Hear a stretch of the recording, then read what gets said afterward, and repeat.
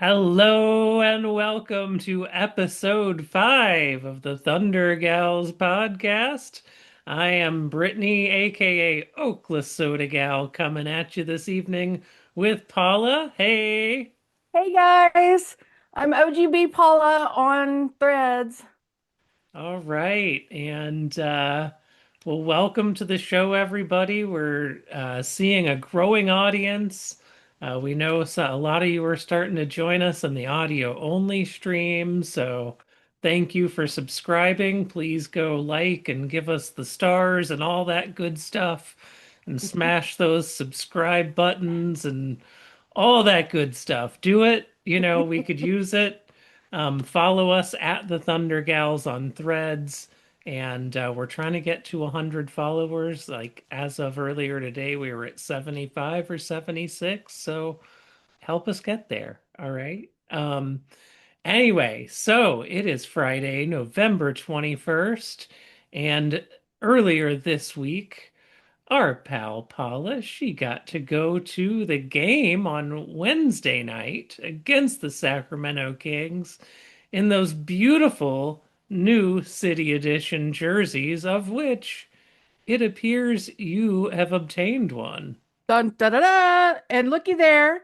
For people that have listened before, they may recognize I said I was going to get a Nikki T jersey. I kept my word. I You did. Now, kept I your had to go word. through, let me tell you, there's always a story, especially with the Thunder Shop. I, I went to the SAC game on Wednesday night and I said, okay, I'm going to get me a jersey for Nikki. And I went in there, and of course, Nikki, he's not a top five, so they didn't have him, hanging on the walls. They were like, you go down and you can get it, you can get a custom one. And I was like, okay, how committed to this am I? And I was like, yeah, we're gonna go. We're gonna, I'm gonna get it. So I go down and I have to custom order it. And the way that the system was set up, I literally could not select his name because of the accent mark on his name. So I had to go and custom order the jersey. And I was like, okay, I'm making this happen. There's no turning back. So I went through all that and I got me a Nikki T jersey. And no matter what happens, I will always have an answer to a trivia question jersey that very few other people have, apparently. Yeah, that's Yeah. So, amazing. but speaking of jerseys, it was my birthday this week, so I treated myself. I got my very first Russell Westbrook jersey. I treated myself so that I could wear it to the Sacramento game, where Russ is starting for the Sacramento Kings right now. Right? And I was going to try to get his autograph. I wanted a signed jersey. Why not? Yeah. So I tried to capture his attention and I made a poster to take to get his attention. Yeah, and see if you follow Paula on Threads, you will have seen this poster already. This poster was just outstanding. I have the She put best in work, stick y'all. figure. It really was terrible, but I loved it. So I take it and I get to the gate, and this is all on me. I'll own it. It was too big. As someone who does not do crafty things, does not take signs, I had no idea there was a sign size limit. So I get Yeah. there and they made me cut it in half. They were like, "Okay, well, you should be able to get in. It's in half now." So I go down and I get in and I'm waiting um by the entryway down by the court for Russ to come out, and a security guy comes from across the court to me, or actually to the security guard in front of me. And they're like, yeah, that sign's got to go. And I was like, but I already cut it. They already let me in. And they were like, yeah, no, it's too big. So he starts to take it away. And this other guy standing next to me, I have no idea who he was, but some heroes don't wear capes, and got him to let me tear the poster down to an acceptable size. And he took one side and I took the other. And so I end up with these torn pieces of poster board. It was so bad. So, and to add insult to injury, Russ never came out. He apparently came out before the arena opened. So all of the trouble with the poster Oh no. was not even worth it. So Oh like my I say, there's a goodness. story with everything. But the one security guard was very cool. She went and got me a happy birthday rumble pin that Oh, has my name on it. And so I wore it on my jersey around, and every Thunder person that I came across all wished me happy birthday. I was in an elevator with the drummers, and they go, "Oh, yeah. it's your birthday." And they start singing happy birthday to me. So I highly recommend going to a Thunder game around your birthday and letting everyone in the arena wish you a happy birthday. The So, last Thunder game I attended was around my birthday. It was the 2023-24 season in March. We played the Indiana Pacers and we lost. hmm, And that was the last time we lost to an East team at home. Like since, since then. oh It no. hasn't happened since. Okay, so maybe Um, you can't go to so, around your birthday. I was bad luck that night, but it's been good luck ever since, See, there we go. so, I Yeah, don't know. and it was good luck Wednesday night because they rolled out that gorgeous city edition court and Yes, we it won. looked so good. It looked so good in person. I even got to go down after the game and have a picture taken with the court, which was very cool. Yeah. But from up in Loud City, and you get to see all of it. It was just stunning. It just looked good. And you said it looked good on TV? It looked beautiful on television. The teal striping against the navy blue Mm-hmm. really stood out nicely. Oh, Like it nice. looked really good on TV. I think it Good. looked better than our regular court. I feel like the blue on our regular court gets a little washed out on TV sometimes, Mm, because of the lighting in there, yeah. and it looks better in person almost. But I It's a little felt, brighter blue too, I think. yeah, and I felt like the court, that darker blue with the teal accent just really popped on television in a way that our normal court really doesn't. So I would welcome it as like the regular branding again. I've said it before. I'll keep saying it. I love it. I think it looks beautiful. Oddly enough, not everybody I think felt that way. A lot of folks on Threads agreed, but I was listening to uh the uh the guys on No Dunks podcast, Hmm. and I'd listened to their rundown of the games that night, and they were like, "Oh no, I didn't like that court, and what was the two tones, and why was it different colors on different ends of the court?" And like, but they did not seem to have any clue about any of it. Like they didn't know it was Native Heritage Night. Like they don't know the native tie-ins to those designs and why those designs were chosen. So I think that Maybe they've learned. maybe Maybe they've. plays a role. I think it could. Hopefully that they've heard a little bit more about it since then, and they're probably a little more aware now. And I think if you're not aware of what the background of it is, it might have come off a little different. But Yeah. for those of us that loved the originals and who appreciate the new version, it was just really neat to see. Did you happen to get a program from the game, and did it list who the halftime entertainment was? As a matter of fact, I don't know if it lists I the could not, like, I was like the out of other. the room for a minute when the show started. So one of the fun things about living where I do is I watch the Thunder on League Pass. Uh-huh. because I'm not in the Oklahoma market. And on League Pass, you can choose the arena feed to where you get to watch the halftime show like as part of your halftime Yeah. with the rest of the crowd. And I had stepped out of the room to do something. I was like getting more water or feeding the cat, maybe both. Um, and I got back and the show had already started, so I never got to see the names of the performers. But I noticed I posted it. The jacket one of them was wearing, it was this cool native design jacket in like this in similar kind of shapes and patterns to like the court. Um, Uh-huh. but it was in the Progress Pride colors. Oh yeah, it And was. It was. And it really stood out. They put it on the overhead. I mean, of course I'm looking down, but they put it on the overhead too. And it looked stunning. And I do have their names. The program does say, okay, good.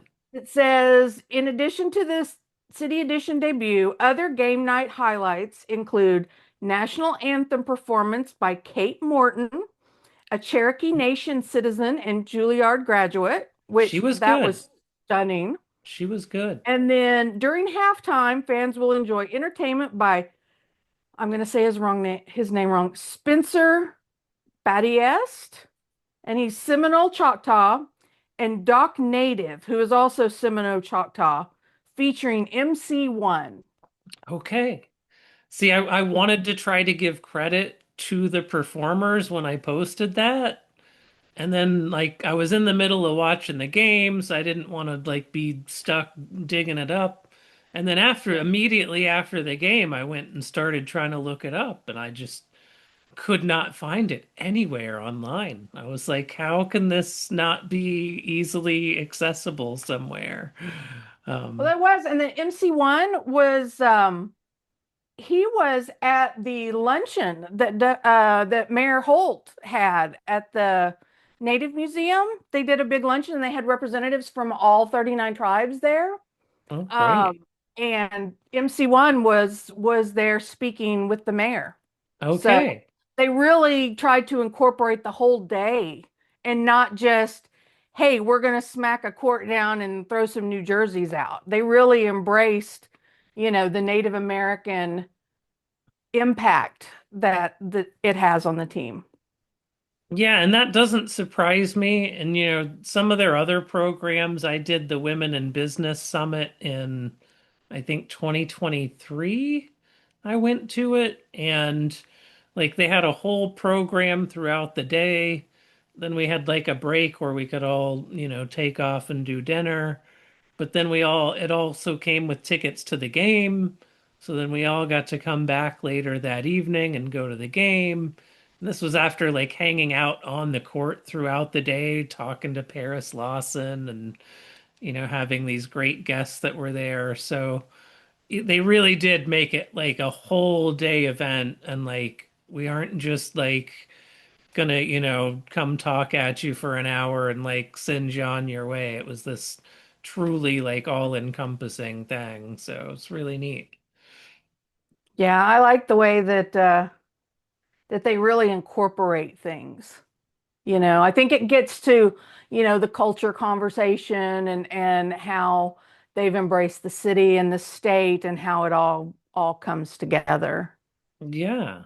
Um, well, what an eventful game night you had. Oh, And and it was we haven't raining. even talked about the actual game. Oh, there was a game there that night. There was. It was a What? little too close for comfort for me for most of the game because Shea didn't get to sit the fourth. The Kings actually made him play a little I bit in the mean, fourth. the Kings deserve some credit for that this year.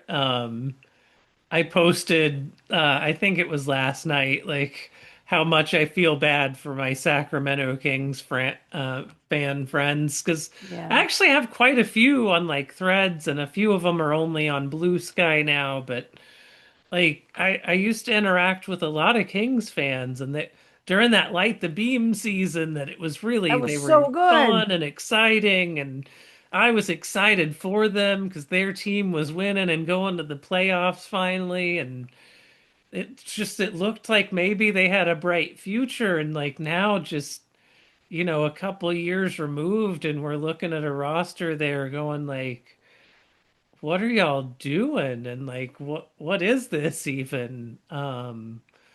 But on the flip side, you go over to the East and you look at the Pistons. two Yes, years ago, they had the longest losing streak, and everybody on season one of Threads was just everybody was Pistons fans cheering them on. Let's yes, go, like get one more win, guys. please. Don't And break the record. and now they've got the longest winning streak in the East right now. In And the that's two league, years removed. they actually have a longer winning streak than even the Thunder at the moment.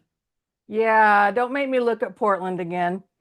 Um, so as bad as the Kings feel, there's hope. I mean, I don't know. I said it might sound really bad for a Thunder fan. Oh, bless your hearts. And I don't mean it that way, Well, we've but we've been there. We've exactly. had to live through some tough times and some rough teams, and it's not easy.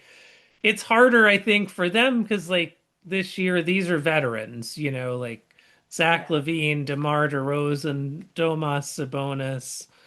Like they're going into a right. season with guys that have some names that, 5 years ago that would have been a pretty solid lineup, but unfortunately, those guys aren't quite what they used to be. And so it was kind of maybe an unexpected bad start to the season. Yeah. Um, and And they've then had a lot of bad starts, but Sabonis getting hurt and being back injured again. So you it's know, challenging for them to find hope, but you know, get their bench players some play. Let's go. We'll still well, and cheer it them on. it wasn't that many years ago they were fighting off some relocation rumors. Yes. And I was reading a story just this week on that topic, that there are some now rumors, particularly surrounding the New Orleans Pelicans' future in New Orleans. A little bit of stuff maybe around Memphis as well. But New Orleans in particular seems to be the one where there's some real smoke starting to happen. Um, And I don't know that New Orleans, I don't know if I don't know how it would improve in New Orleans because I don't know that they've necessarily been embraced as much as they could be. They they have a lot of support, but it wanes when they're not doing well, and you can see it on the national TV. The stands are just empty, and I don't know. Is it would they get a superstar player? Would that suddenly change minds? Or if they move the team, let's say they move it to Vegas, then are the Vegas people, are they going to show up? Are they willing to put the money into an arena? I mean, they see how they play. Are they just moving a problem? I don't know if that would improve the Pelicans. I don't know what it would take. I would think if they relocate, it would likely include new ownership, which would definitely then be change the management team, change everything. It'd be a darn near reboot, almost like where the Thunder were when they moved from Seattle to Oklahoma City. Um, so I mean, the trouble with the Pelicans is even when they were good 2 years ago, if you recall in that first round matchup against the Thunder, they actually did not sell out either game three or game four of that playoff series. And they got swept, like sure the fans probably knew they didn't have a great chance against that number one seed Thunder team, but I mean to not sell out game three, they were down 2-0, but the very first Thunder playoff game I ever went to in 2010, we were down 2-0 to the Lakers, and our team went out there and won games three and game four and took that series to 6 games. So you go and support your team in game three, regardless of whether you're down 2-0. And to not sell out a playoff game, that to me spells real trouble. I wonder, what would have happened if, when we stepped in after Katrina and they came and played in Oklahoma City, like, I wonder what would have happened instead of, that's probably going to stir up a hornet's nest, but what if No pun intended.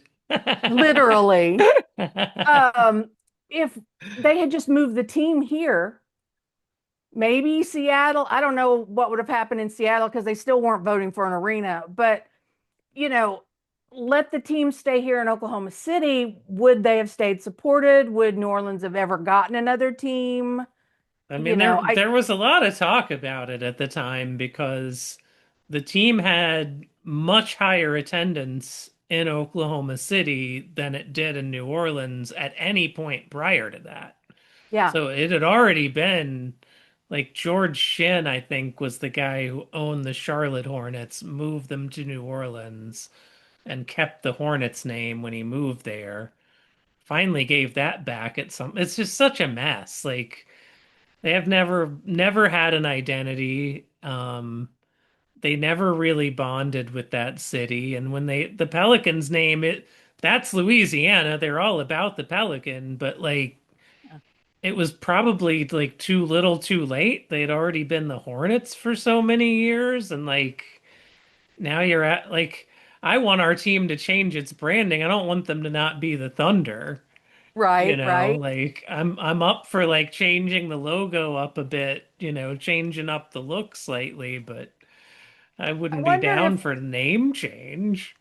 I wonder if they got discouraged after Zion just didn't pan out the way they thought they would.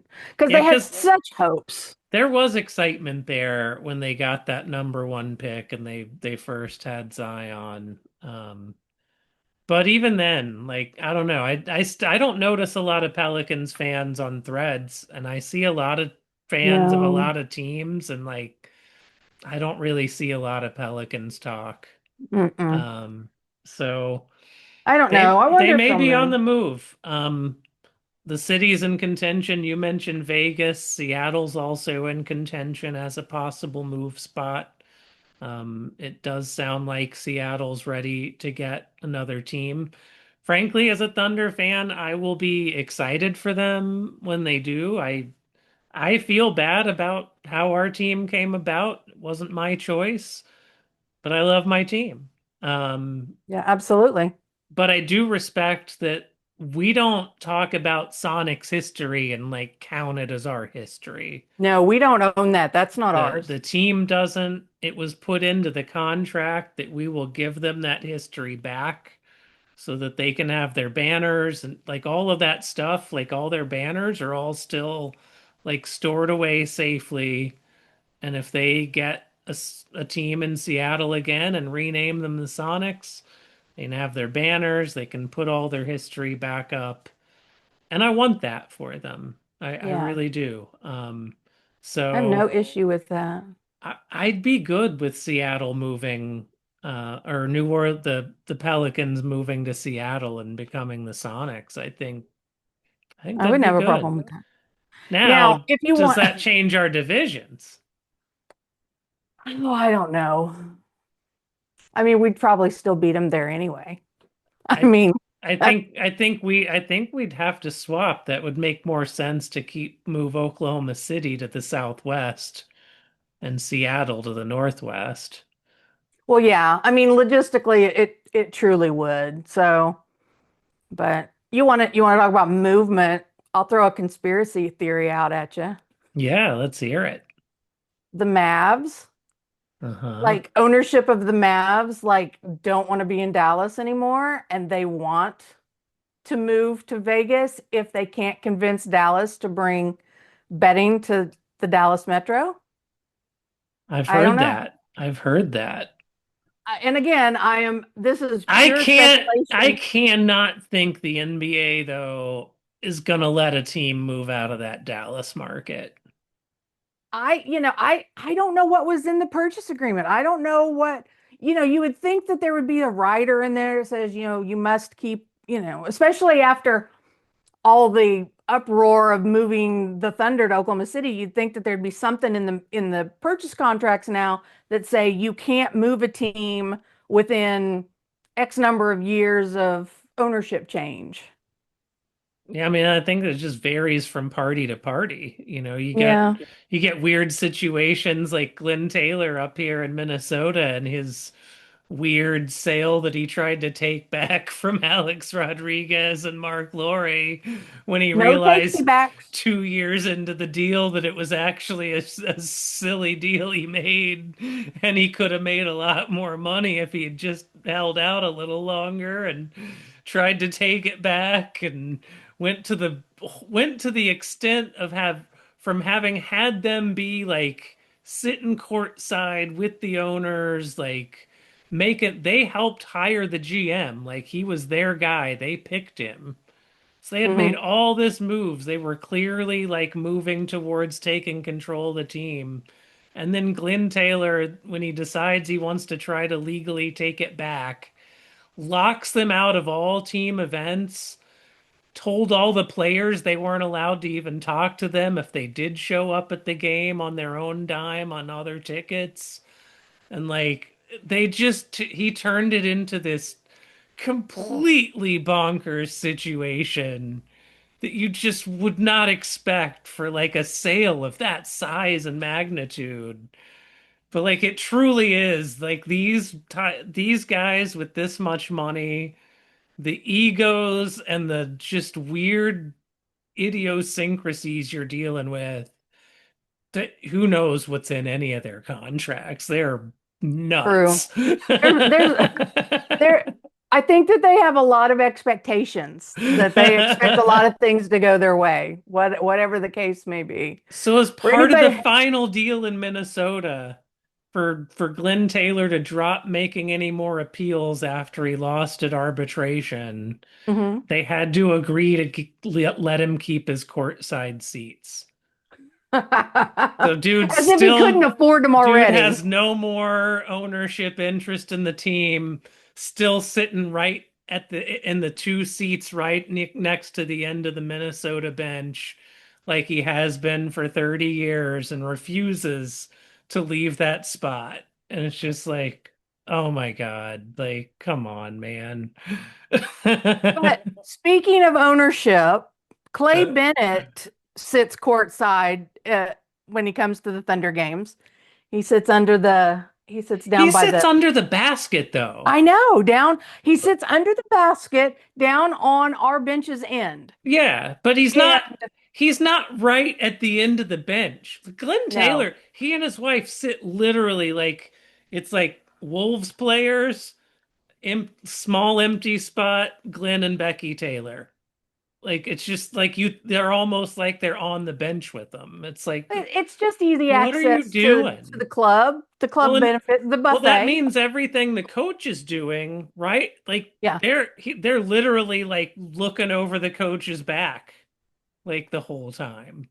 Like, could you imagine working in that environment? Like, no, where the owner's just literally like watching over your back the whole night? Like, no. come on, man. Like, yeah, at least Clay Bennett has the good sense to sit a little off to the side. Like, he's just there having fun.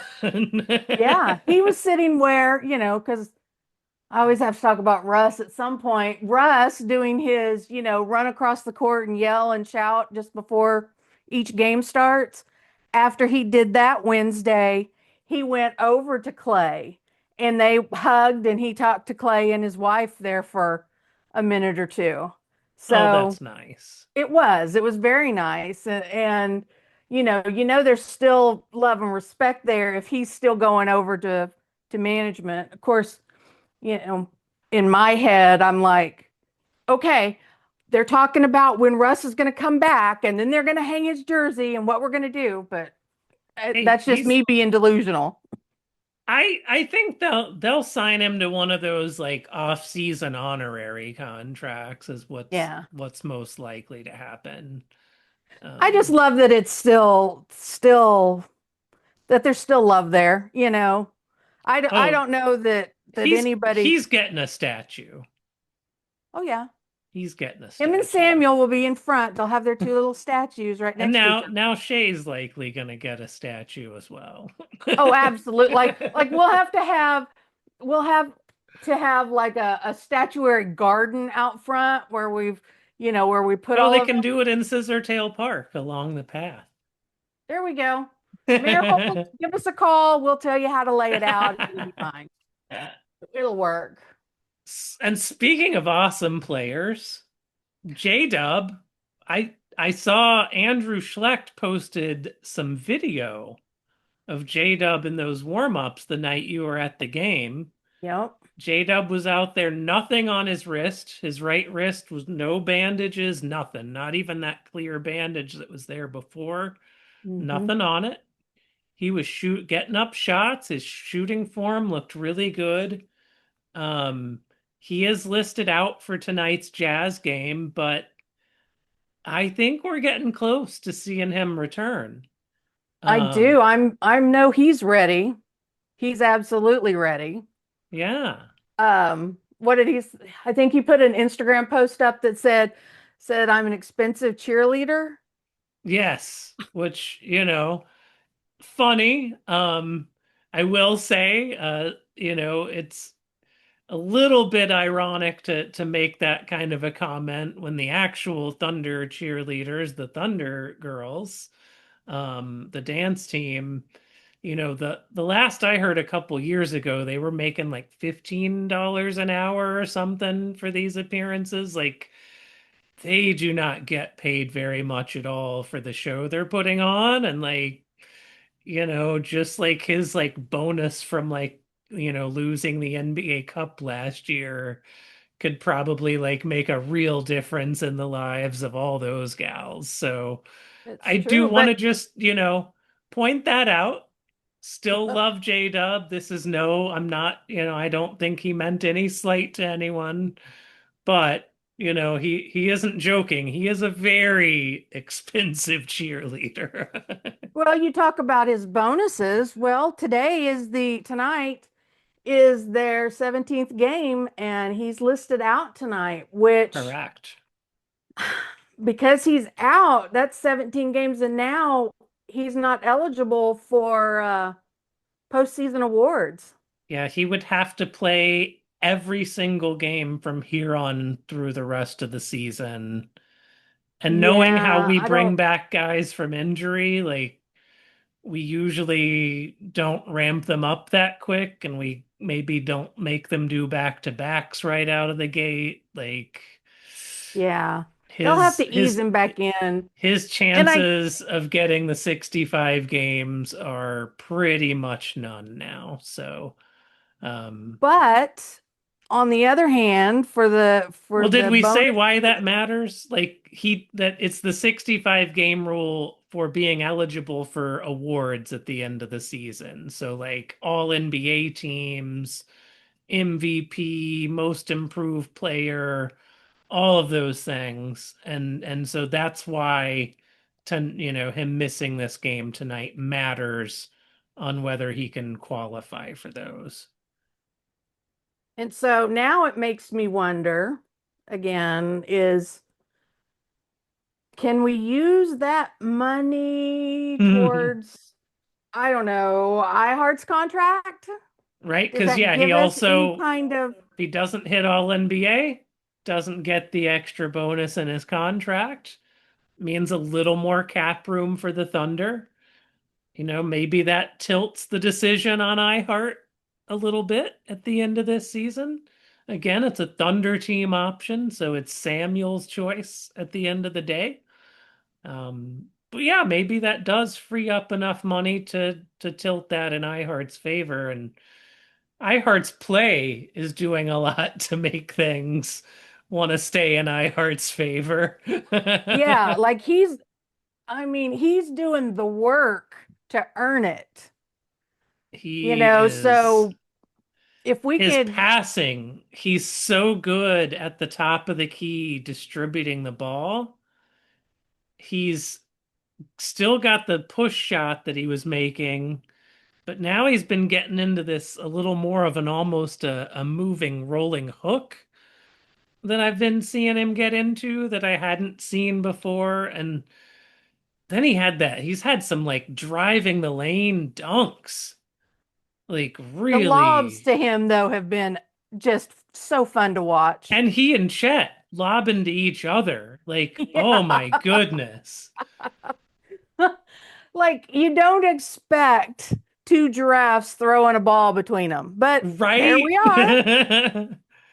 Big But no, Cheddar and iHeart getting up there together, lobbing to each other. Just how does any other team stop that? Like almost like no one really has the personnel to go against that. no, our guards, Shay was asked, talking about our defense, Shay was asked, who drives our defense? Who's the number one defender? And Shay, to his credit, did not just name one person off. I mean, he flat out was naming everybody and why. What you want somebody to lock them down, you got Dort. You want somebody running all over the place, getting in places, you got Caruso. And of course, you got, iHeart and Chet. And I mean, he's calling everybody out in their roles, which is absolutely true because of our depth. We don't And just you have, you just named a bunch of names, and our best defender this year's probably been Case and Wallace. You right? didn't even get to him. No, but Shay did. That's on me.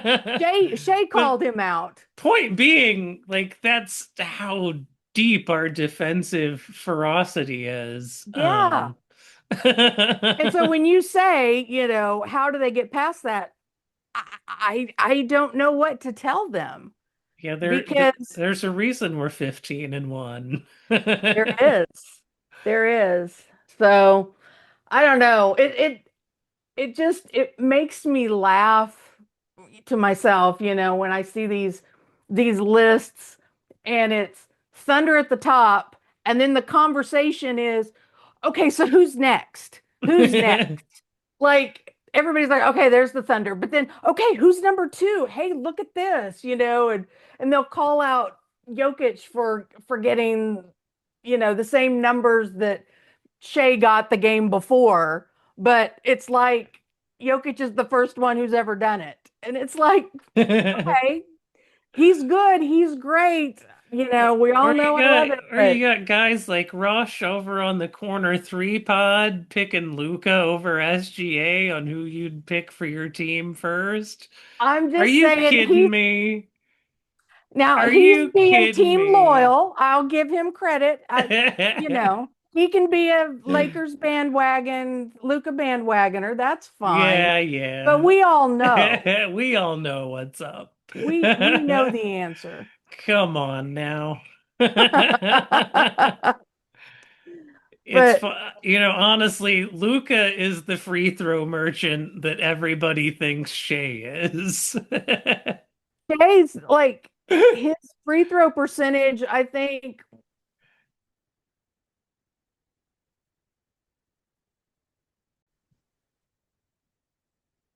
Okay, so we had a little bit of a technical difficulty, but we Just a got little. things figured out when we got rudely cut off by those technical difficulties. We had just been discussing the Shea Luca debate, having a little fun with some of our fellow NBA podcasters from the Threads universe.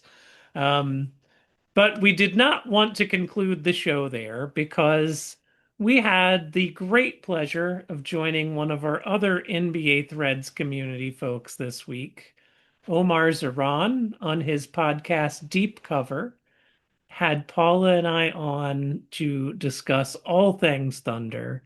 And it was a great experience, a great conversation. So Paula, what did you want to say about that? I just want to say big shout out to Omar for giving us the opportunity, but being so thoroughly prepared. I mean, he knew great things to ask, great conversation, and he was really interested to know about things that the Thunder, talking about culture, talking about, he called it the inevitability factor. He says that I am a reincarnated Knicks fan, which I'm going to leave it at that. But the but it was a great opportunity. He has a great show. I think we were number 88 of his shows. So please go back and check out ours and check out the previous 87 of his shows.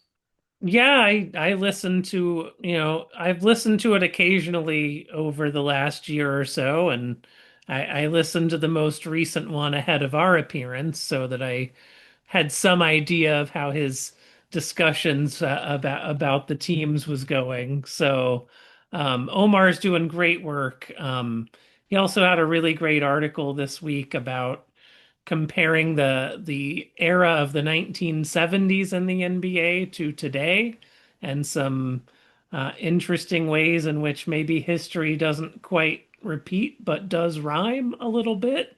So it was a very thought-provoking piece. So follow Omar, Omar Zahran at omr.zhrn, I think is his handle. Um, but We'll link him in the we'll link them description. in the But show notes. also another thing that I saw today was the NBA.threads account put up an article today or put up a post today that wants to celebrate all of the podcasts that have come from this Threads community. So many people have connected in this community and started creating content that just discusses individual teams, individual players, across the board. And it's just so great to be a part of that. So they started a thread since a lot of people will be traveling next week that gives links to all the pods. So if you Yeah. follow us on Threads at the Thunder Growls on Threads, we will repost that so that you guys can find other creatives that if you're interested in other teams, the league in general, please support our other podcast friends out there. Yeah, you betcha. Thanks for that, Paula. And with that, I think we've talked your ears off this week, and we'll let y'all get to it. I know we're gonna get this out to go out this evening, and we are also going to be watching the Utah Jazz against the Thunder here in just a little bit. Also, if you follow us on Threads, you will get my um, pre-game previews on the Threads. So check out those little. I try to keep them to about 1 minute videos on game days so that you get a little preview of the night ahead. So. All right. Thank you all for listening. Like, subscribe, all the stuff. And we will talk to y'all next week. Bye.